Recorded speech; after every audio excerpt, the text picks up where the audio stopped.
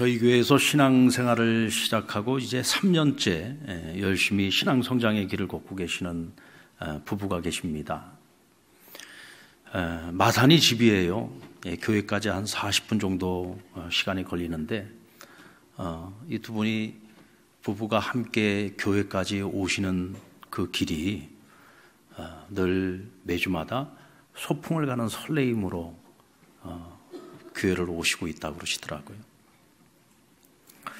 남편분은 처음 저희 교회 오실 때 친구 때문에 이제 처음 교회로 오셨는데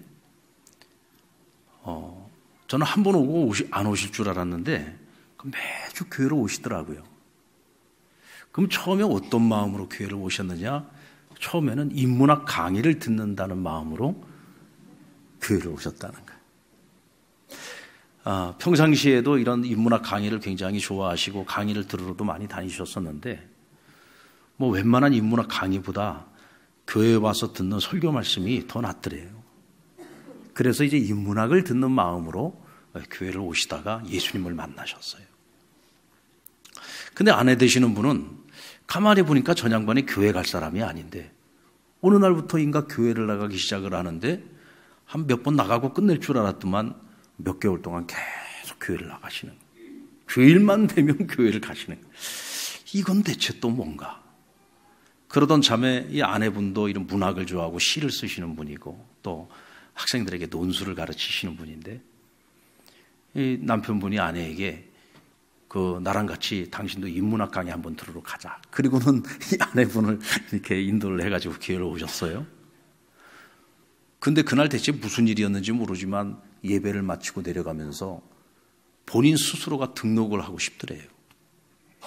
그래서 남편이 오늘 등록 안 해도 된다고 하는데도 불구하고 그걸 뿌리치고 내려오셔가지고 새가족부에 와서 교회 등록을 하셨어요.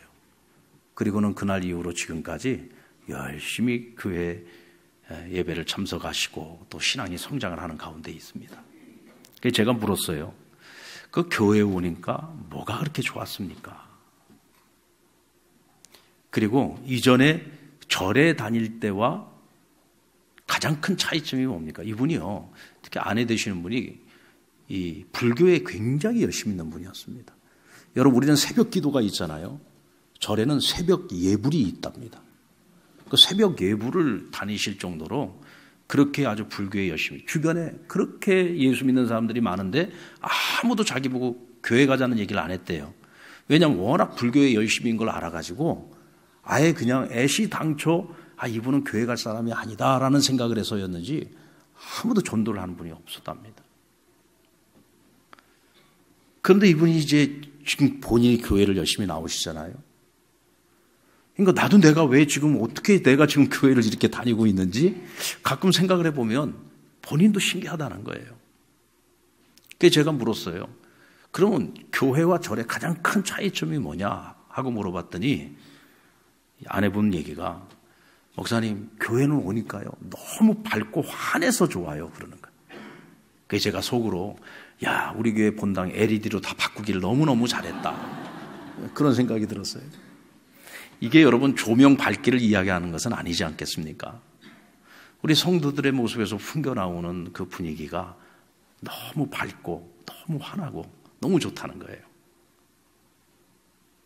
교회에 내가 처음 나와서 교인들이 잘 알지 못하는데도 불구하고 나를 보면서 환하게 웃으면서 인사를 해주고 또 교인들이 335 모여가지고 서로들 다 대화를 나누고 있는 모습들을 보면 다들 너무 기쁘고 행복해 보이고 예배를 끝나고 나아가는 성도들의 모습 속에 은혜가 넘치는 모습들을 볼 때 교회는 정말 다르더라는 거예요. 너무 밝고 환하고 은혜가 있고 저는 이 부부와 함께 얘기를 나누면서 교회가 세상으로 하여금 하나님 앞에 무릎을 꿇게 만들 수 있는 비장의 무기가 무엇인가 그거를 보았습니다. 그걸 깨달았어요. 세상이 가지고 있지 못한 것으로 교회는 세상을 하나님 앞에 굴복시킬 수가 있어요. 그게 뭐냐? 바로 기쁨이에요. 그것이 뭐냐? 바로 평강이에요. 이게 세상에서 흔히 일반적으로 말하는 그런 기쁨, 그런 평강은 아닙니다. 이것은 하나님만이 우리에게 주실 수 있는 절대 기쁨, 절대 평강입니다. 세상의 가치관에서 보십시오. 근심, 걱정, 염려거리가 마치 밀려오는 파도처럼 그치지 않고 계속해서 우리 인생에 찾아오고 있는데 어떻게 매일 항상 기뻐할 수가 있겠어요? 어떻게 매일 항상 흔들리지 않는 이 평강의 마음을 가지고서 우리가 행복하게 살아갈 수가 있겠습니까? 세상적 관점으로는 이건 절대로 불가능한 일입니다. 그런데 오늘 사도 바울은 오늘 우리 그리스도인들을 향해서 이렇게 말합니다. 주 안에서 항상 기뻐하라. 우리가 항상 기뻐할 수 있는데 그것은 주 안에서만 가능하다는 것입니다. 하나님이 주시는 기쁨, 그것은 절대 기쁨이에요. 상황, 환경 전혀 상관없습니다. 어떤 상황 속에서도 우리가 항상 이 절대 기쁨을 누리면서 살아갈 수 있다는 거예요. 이 절대 평강을 누리면서 살아갈 수 있다는 거죠. 19세기 중국 선교사로 갔던 앤 왈터 핀이라고 하는 미국의 아름다운 여성 처녀 선교사가 있었어요. 앤은 의과대학을 졸업하고 곧장 선교사로 자원해서 중국으로 떠납니다. 당시 중국은요, 이쪽 서구 사회에서는 미지의 세계였습니다.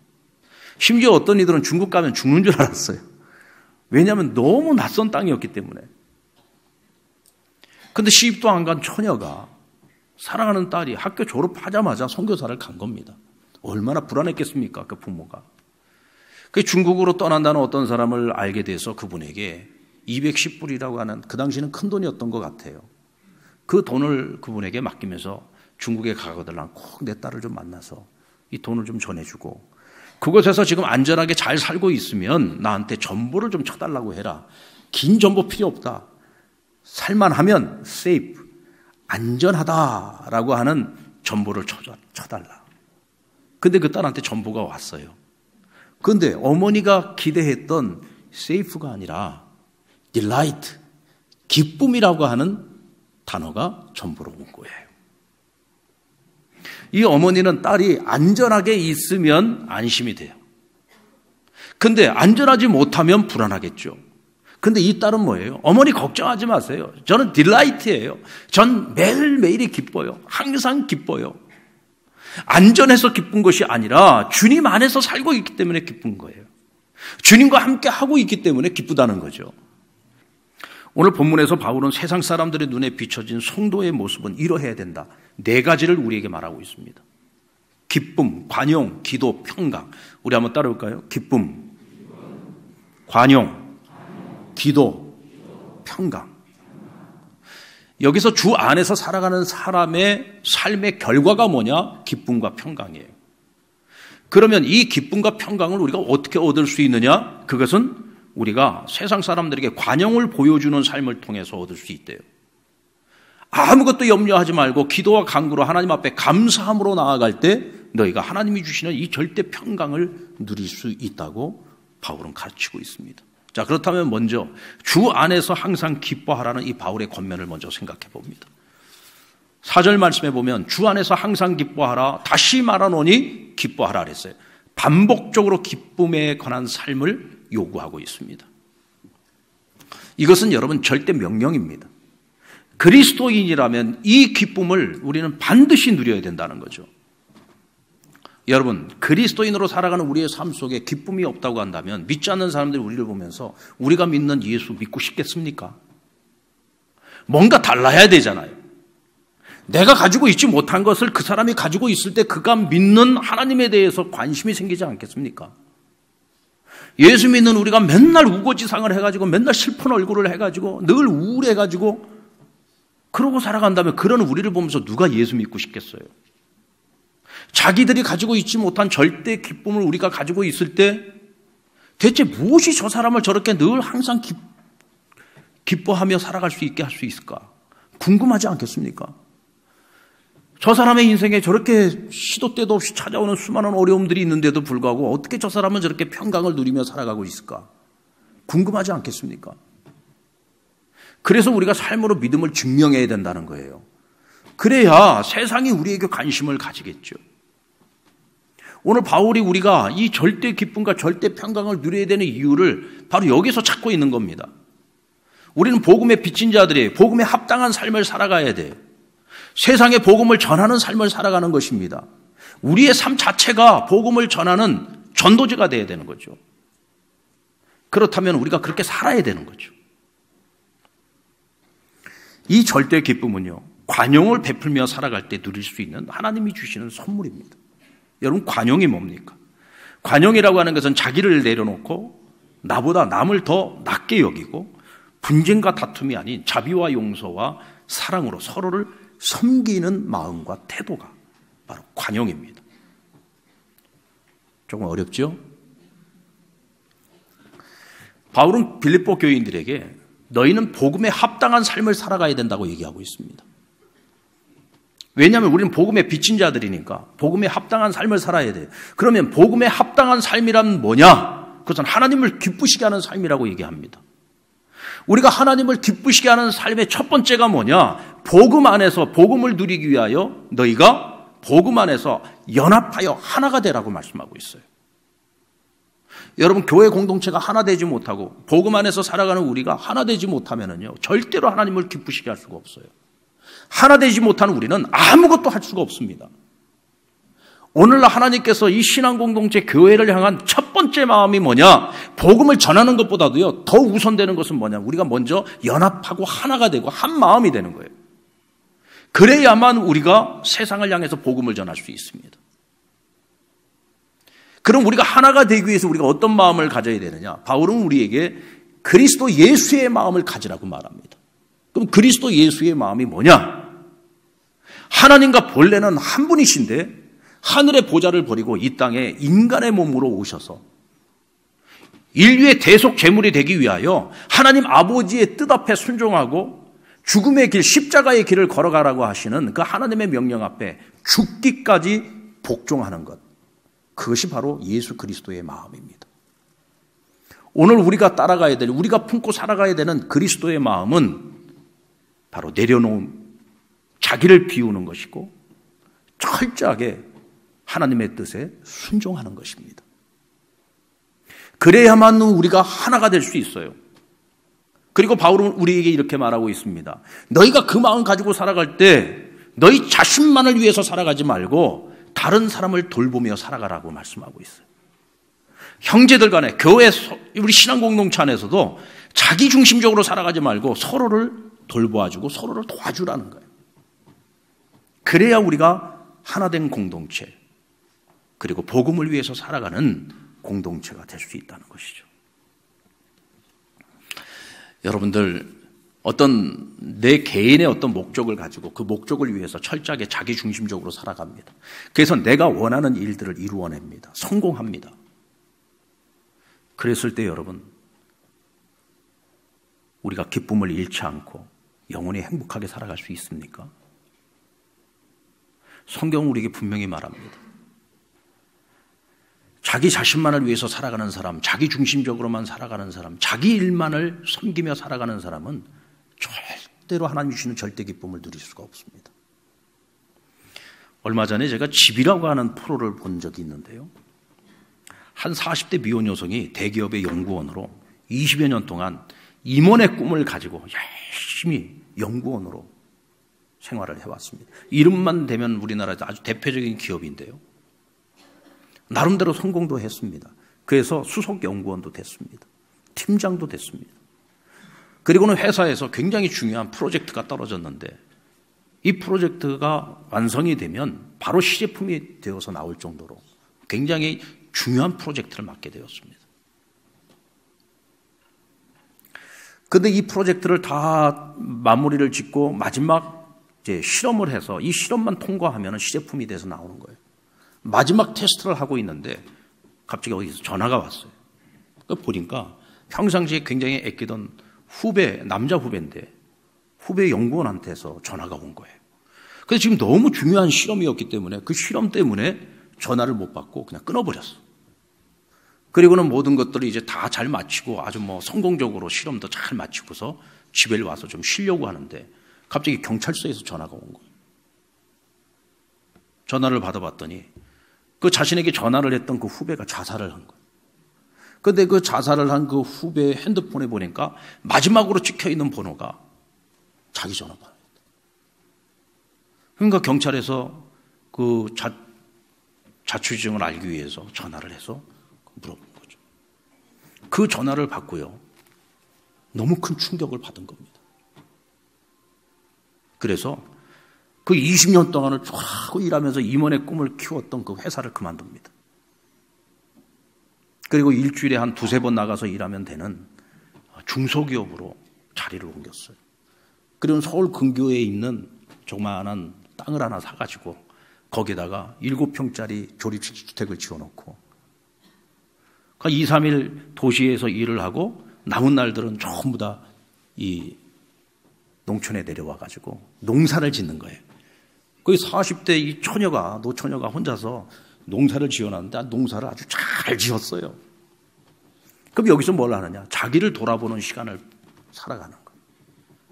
그리고 주변에 있는 사람들을 돌아보고 또 그들을 초청해서 같이 관계를 맺고 교제를 하고 자기가 그 일을 통해서요 생각을 하게 됐다는 뭘 생각을 했느냐? 나 지금 대체 난 무엇을 위해서 살아왔나?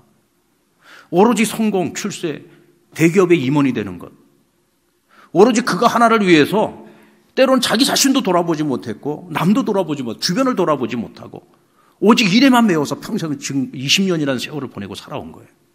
자기가 그 전화를 받았다면 그 한 생명을 살릴 수도 있었는데 그깟 그 일이 대체 뭐라고? 그것 때문에 한 생명을 자기가 돌아보지 못하고 죽게 만들었다는 그 자책감이 들었던 거죠. 그러면서 깨달은 것이 뭐냐? 자기중심적으로 살아가는 것 결코 내 인생의 기쁨이 될 수 없다. 여러분 벌어서 남 주는데 기쁨이 있어요. 배워서 남 주는데 기쁨이 있는 겁니다. 아멘입니까? 이것이 뭐냐? 그리스도인들만이 누릴 수 있는 하나님이 주시는 절대 기쁨이에요. 오늘 우리 그리스도인들 그것을 보여줘야 돼요. 그래서 관용을 보여주라고 했어요. 그들이 가지고 있지 못한 것을 우리 믿는 자들의 모습 속에서 이런 모습이 있다라고 하는 것을 보여줘야 된다는 거예요. 그리고 절대 평강입니다. 절대 평강은 하나님이 그리스도 예수 안에서 우리의 마음과 생각을 지켜주심으로 어떤 상황 속에서도 흔들리지 않는 마음, 요동하지 않는 마음. 자, 그렇다면 우리의 마음을 일반적으로 흔들어 놓는 것들이 무엇입니까? 우리 마음을 흔들어 놓는 거, 요동치게 만드는 거, 걱정, 근심이잖아요. 사실 저도요, 회장직 맡아가지고 걱정, 근심이 생기더라고. 걱정, 근심이 생기니까 마음이 평안하질 않아요. 이 생각을 할 때, 또 저 생각을 할 때 마음이 막 요동을 치는 거예요. 여러분, 인류 역사상 가장 위대한 믿음의 사람, 위대한 지도자를 손꼽는다면 성경도 이 사람을 얘기하고 세상도 이 사람을 얘기할 겁니다. 그가 누구냐? 모세입니다.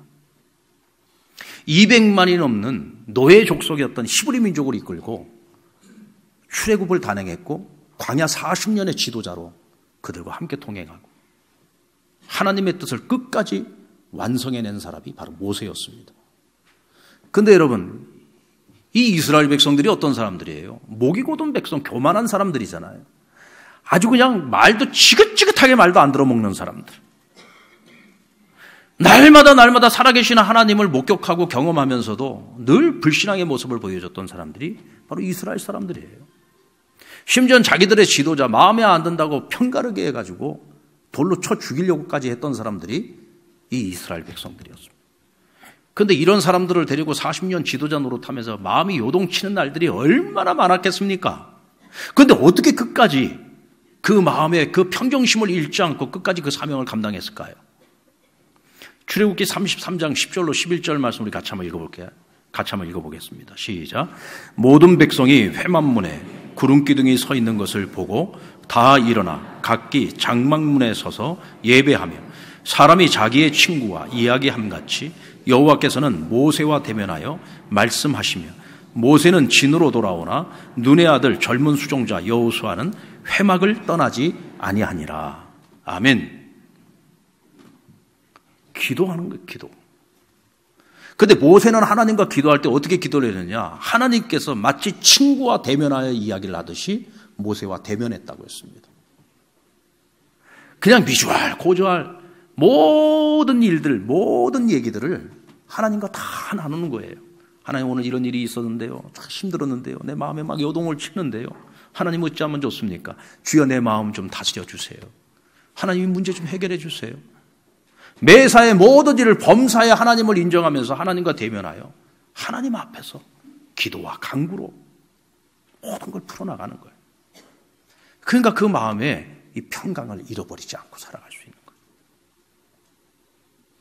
그런데 오늘 성경에 보면은 모세가 진을 나와 돌아간 후에 그의 수종들 든 자 여호수아는 장막을 지키고 있었다 그랬어요. 그럼 장막에 남아서 뭘 했을까요? 그 또한 모세처럼 기도한 겁니다. 그러니까 훗날 모세가 세상을 떠나면서 그 리더십을 여호수아에게 물려주죠. 나중에 여호수아가 가나안 정복 전쟁의 지도자로 그 역할을 감당하지 않습니까? 여러분, 기도가 아니고서는 하나님이 주시는 이 절대 평강은 누릴 수가 없습니다. 그래서 6절과 7절의 말씀을 보면 아무것도 염려하지 말고 다만 모든 일에 기도와 간구로 너희의 구할 것을 하나님 아버지께 감사함으로 아뢰어라 그랬어요. 감사함으로 아뢰는 이유가 뭡니까? 내가 하나님 앞에 모든 것을 맡기고 기도와 간구로 하나님께 다 맡겨드릴 때 나는 이미 모든 것이 이루어진 것을 믿고 감사하는 거예요. 그러니까 하나님께서는 자기의 이름을 위하여 그 기도에 응답하지 않을 수가 없어. 그래서 이것을 백지수표 기도라고 얘기를 합니다. 감사 기도는요, 백지수표 기도입니다. 우리가 하나님께 아래에 있는 모든 것에 대하여 하나님이 이루실 것에 대하여 감사함으로 아랠 때 하나님이 이루어주지 않을 수가 없는 거예요. 그래서 우리가 아무것도 염려할 필요가 없다는 거예요. 그 모든 염려거리를 하나님께 맡기라는 거예요. 이때 하나님이 우리의 마음을 다스려서 요동하지 않는 평강을 우리에게 주신다는 거예요. 여러분, 혹시 여러분들 가운데에서도 그런 문제로 고민하고 있는 분들이 있습니까? 여러분, 걱정, 염려거리라고 하는 것은요, 이건 내 힘으로 감당이 안 되는 문제니까 걱정이고 염려거리인 거예요. 그러면 이거 가지고 내가 암만 끙끙거리고 앓고 걱정을 해봐야 이건 내 힘으로 감당이 안 된다니까요. 그래서 오늘 바울이 얘기하는 거예요. 아무것도 염려하지 말고 그런 문제들을 하나님께 맡기라는 거예요. 그리고 너가 해야 될 일은 뭐냐? 네가 할 수 있는 거 하라는 거예요. 너가 할 수 있는 거.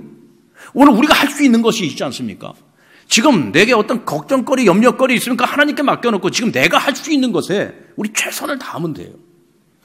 그러면 나중에 모든 교통정리는 하나님이 해주시고 우리가 그렇게 염려하고 걱정했던 것이 결국은 기우였다라고 하는 것을 결국 하나님께서 알게 해주실 거라는 거죠. 이때 우리가 무엇을 누립니까? 이 가장 귀한 선물이에요. 하나님이 주시는 평강을 누리는 겁니다. 우리의 마음에 흔들림이 없으니까 어떤 문제도 해결할 수 있는 능력이 오는 거예요. 그래서 여러분, 평강은요, 능력이에요. 그냥 뭐 편안한 마음 이런 정도가 아니라 이 평강은 모든 문제를 해결할 수 있는 능력이다. 능력. 바로 그 절대 평강의 능력. 하나님이 우리에게 주시는 겁니다.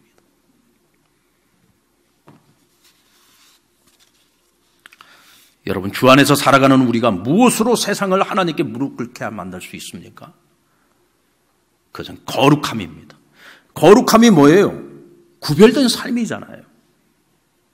세상이 가지고 있지 못한 것을 우리가 가지고 있을 때 우리가 구별된 삶을 사는 겁니다. 세상이 가지고 있지 못한 그것을 가지고 있어야만 우리가 세상이 하나님 앞에 무릎 꿇게 만들 수 있다 이거죠.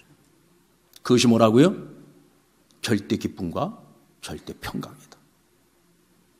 이것을 우리가 누리기 위해서는 반드시 관용을 보여주는 삶을 살아가야 되고 기도와 간구의 삶을 살아가야 된다는 겁니다. 아멘입니까? 오늘 저와 여러분이 이 세상을 향한 축복의 통로가 될 수 있기를 원합니다. 자, 우리 한번 옆에 분에게 절대 기쁨, 절대 평강은 절대로 잃어버리지 마십시다.